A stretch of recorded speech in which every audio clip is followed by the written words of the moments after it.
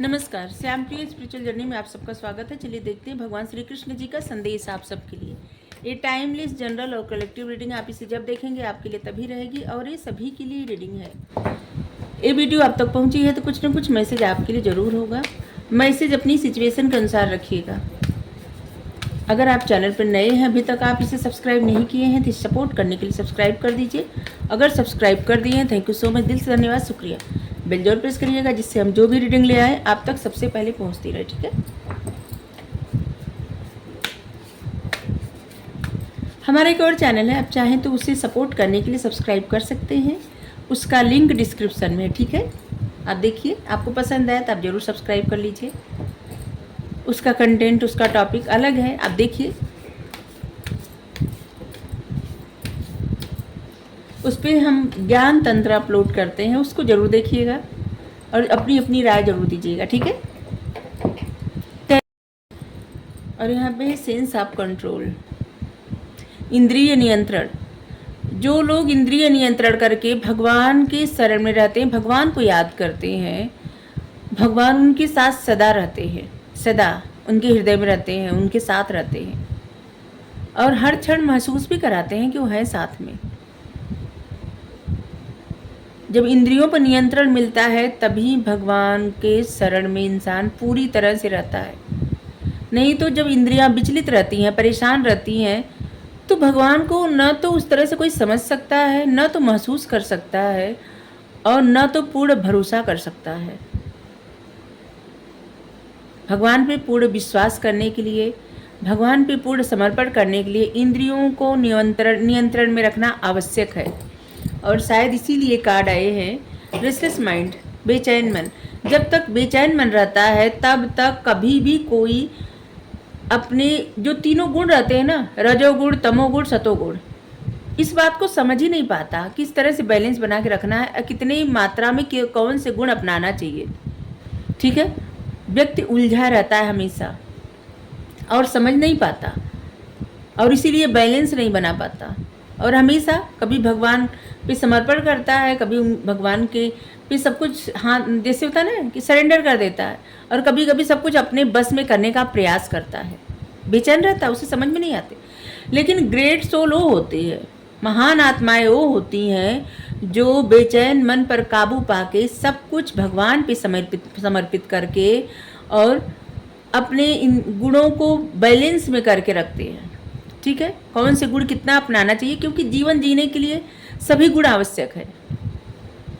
इसलिए कितनी मात्रा में कौन से गुण अपनाना चाहिए ये व्यक्ति को, मतलब इसी पर निर्भर रहता है इंसान का पूरा व्यक्तित्व, कि कौन से गुण कितनी मात्रा में रखने चाहिए, ठीक है।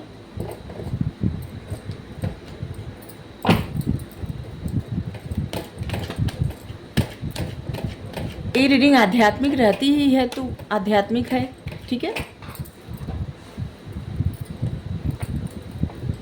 तो सीधा सीधा मतलब सीधा सीधा यही है, मैसेज सीधा सीधा यही है कि महान आत्माएं वो होती हैं जो अपने मन पर काबू पा लेती हैं, अपने रजोगुण, तमोगुण और सतोगुण को बैलेंस में कर लेती। कौन से गुण कितना अपनाना है वो उनको पता हो जाता है और अपनी इंद्रियों को अपने वश में करना जानते हैं।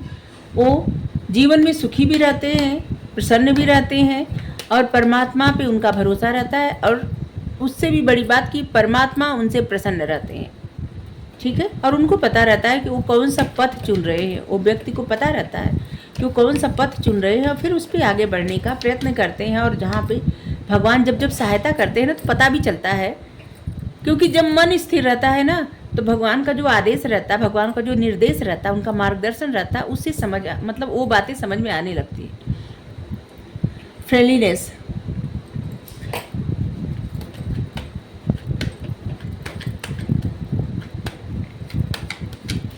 जिन चीज़ों को या जिन लोगों को लेके आपका मन बेचैन है, फ्रेंडलीनेस, उनसे दोस्ती बढ़ाइए, ठीक है।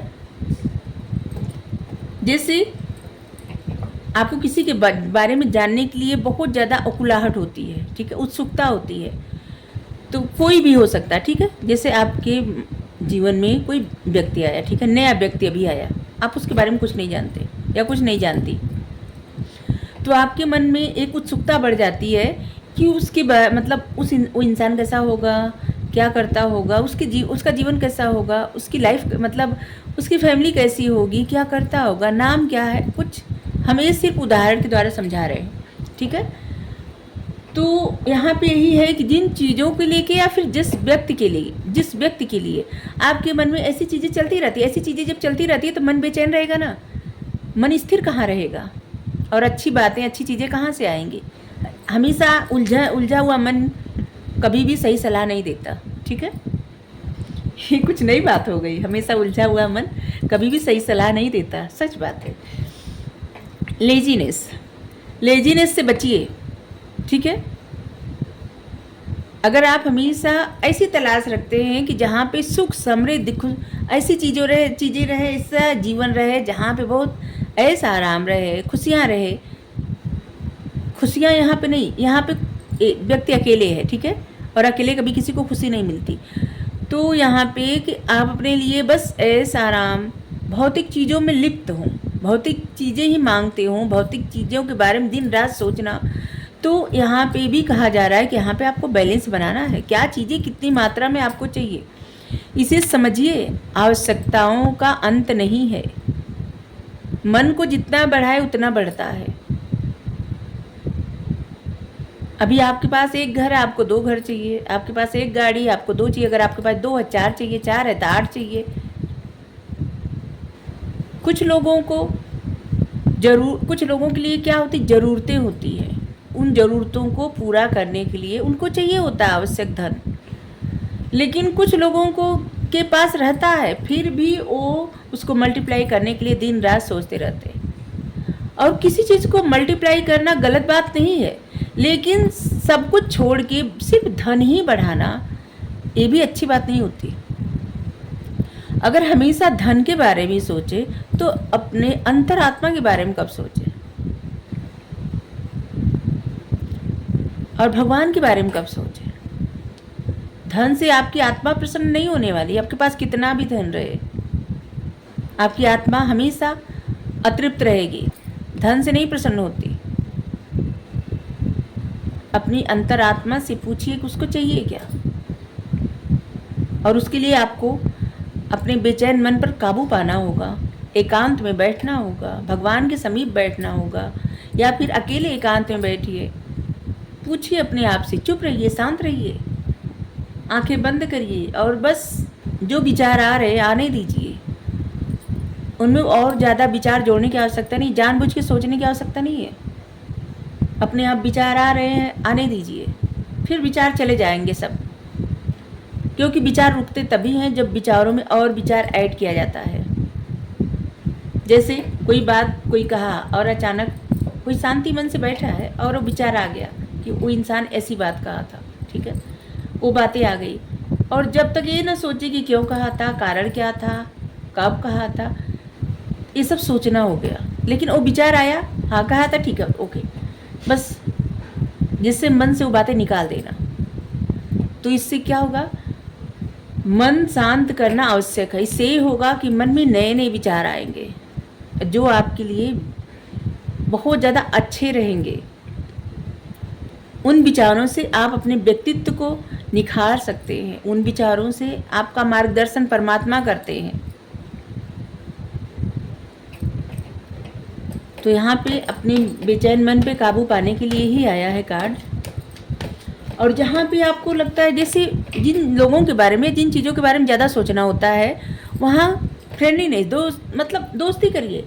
जब आप दोस्ती कर लेंगे तो न तो आपके मन में कोई दुश्मनी का विचार रहेगा, न ही कुछ जानने का बहुत ज़्यादा इच्छा रहेगी, नहीं, बस बातें हुई, उतनी हुई बातें बस ख़त्म हुई, बस आप अपने रास्ते, वो अपने रास्ते, ठीक है।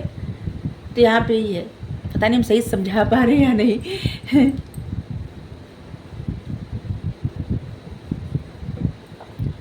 द लवर्स,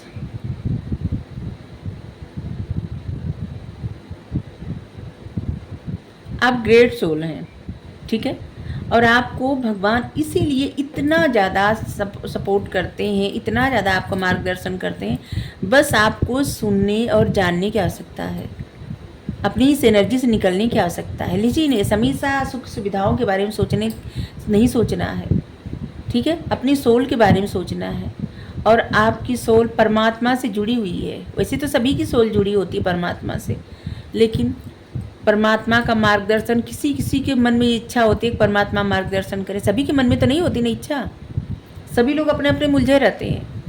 लेकिन कुछ ही लोग ऐसे होते हैं जिनकी इच्छा होती है कि परमात्मा हमारा मार्गदर्शन करें। हमें उनसे मिलना है, हमें उनको देखना है, हम क्यों यहाँ पे आए हैं जानना है, अपने बारे में जानना है, जीवन के बारे में जानना है, सच्चाई जानना है जीवन का, ये सब कुछ। और यहाँ पे परमात्मा आपको यही कह रहे हैं कि वो उसी तरह से आपसे जुड़े हुए हैं जिस तरह से आप उनसे जुड़े हुए हैं, एक लवर्स की तरह ऐसे ही जुड़े हुए हैं। बस आपको समझने की देरी है। और इसलिए जुड़े हुए हैं क्योंकि आप ग्रेट सोल हैं, महान आत्मा है। जो महान आत्माएं होती हैं उन्हीं के मन में प्रश्न उठता है, उन्हीं को जानना होता है, उन्हीं को समझना होता है, और उन्हीं को परमात्मा पे अटूट विश्वास होता है। और किसी को नहीं होता। पता सबको होता है, लेकिन विश्वास बहुत कम लोगों को होता है। ठीक है, यहाँ पे है आप एक ऐसे इंसान हैं जो लोगों को जोड़ने वाला बनने वाले हैं, न कि तोड़ने वाला। जोड़ने वाला बनना है आपको, तोड़ने वाला नहीं। ठीक है, और किसी में भेदभाव नहीं करना है। आपके लिए सभी एक जैसे, मतलब परमात्मा की संतान है, मनुष्य है तो हम सब एक है, सारे संसार के लोग एक है। ठीक है,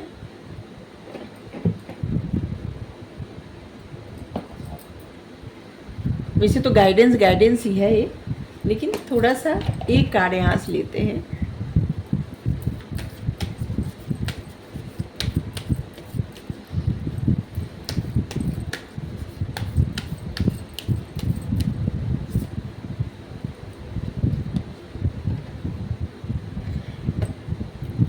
जो चीज़ें आपकी, जैसे लग रहा है ना कि आम क्यों बोले हम आपके मन मस्तिष्क में जो चीज़ें ना, जैसे एक होता है ना ग्रहण लगा देना, स्टक हो जाना, ठीक है, होप लूज़ कर देना, तो वहाँ पे आपको कहा जा रहा है कि आप कुछ उम्मीदें आपके लिए अभी बाकी है। ये आपकी लाइफ के किसी भी एरिया से कुछ भी हो सकता है। आप लोग किस बारे में क्या सोचते हैं, अपने अनुसार मैसेज लीजिएगा कि कहाँ से आपको होप अभी बाकी है, ऐसे कहा जा रहा है। ठीक है, सबसे पहले तो इस बात को समझिए कि आप जैसे हैं ना अच्छे हैं। खुद को स्वीकार करिए, एक्सेप्ट करिए। ठीक है, ऐसे मत सोचिए कि आप में कोई कमी है, नहीं, अपने आप को एक्सेप्ट कर लीजिए। कभी भी हमेशा, मतलब कभी भी खुद से ज़्यादा दूसरे को बेहतर ना समझे। ठीक है, किसी को भी। और ये अहंकार बस नहीं कह रहे हैं, इसलिए कह रहे हैं कि हर एक इंसान अपना ही अलग वर्जन होता है, किसी के जैसा कोई बन ही नहीं सकता। ठीक है, और इसीलिए अपने आप में आप बेहतर, अपने आप में हम बेहतर, अपने आप में, मतलब जो लोग हैं सृष्टि पे, जो लोग इस धरती पर है, अपने आप में सब बेहतर है, सब लोग, क्योंकि हम सबको परमात्मा बनाए हैं। और वो अपनी रचना को कम या ज़्यादा तो नहीं बना सकते ना, कि किसी को अच्छा बनाए किसी को बुरा बनाए, नहीं। जैसे माता पिता की जो संतानें रहती हैं वो सभी को एक समान सोचते हैं, सभी को एक समान। ठीक है, लेकिन उनके क्या होता है, अपने कर्म रहते हैं, अच्छा बुरा जो रहता है ना, उसी के अनुसार उनका जीवन रहता है। उसी तरह परमात्मा के सब संतान हैं, और उनके जो कर्म होते हैं अच्छा बुरा, उसी प्रकार उनका जीवन होता है।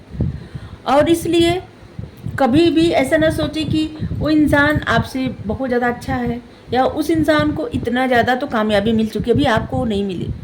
इन सब से आप थोड़ा सा ना डिस्टेंस मेंटेन करिए, लोगों के बारे में सोचना बंद करिए। अगर सोचना है तो ऐसे सोचिए ना, किसी से आपको क्या सीख मिल रही है, बस वो सीख लीजिए। ठीक है, क्योंकि जब आप ऐसे सोचेंगे या सोचेंगे कि कोई इंसान आपसे बेहतर है तो आप डीमोटिवेट होंगे। लेकिन जब आप ये सोचेंगे कि आपकी आज से 2 साल पहले कैसे थे, आज से 10 साल पहले कैसे थे, आज से 1 साल पहले कैसे थे, अभी आप में क्या बेहतरी आई, इससे आपको मोटिवेशन मिलेगा। आप अपने आप को ही अपने से बेहतर समझिए, ठीक है।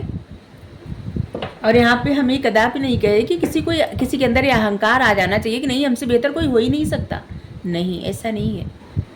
लेकिन हाँ, अपनी तुलना किसी और से, किसी बारे में, सफलता के बारे में या किसी और चीज़ के बारे में न करें, क्योंकि इससे क्या होगा ना, आपका आत्मविश्वास डगमगा जाएगा। आप जितना चाहें सीख सकते हैं दूसरों से, लेकिन हमेशा खुद को प्रायोरिटी दीजिए कि आप अपने आप से बेहतर हैं, बस, और किसी और से नहीं, ठीक है।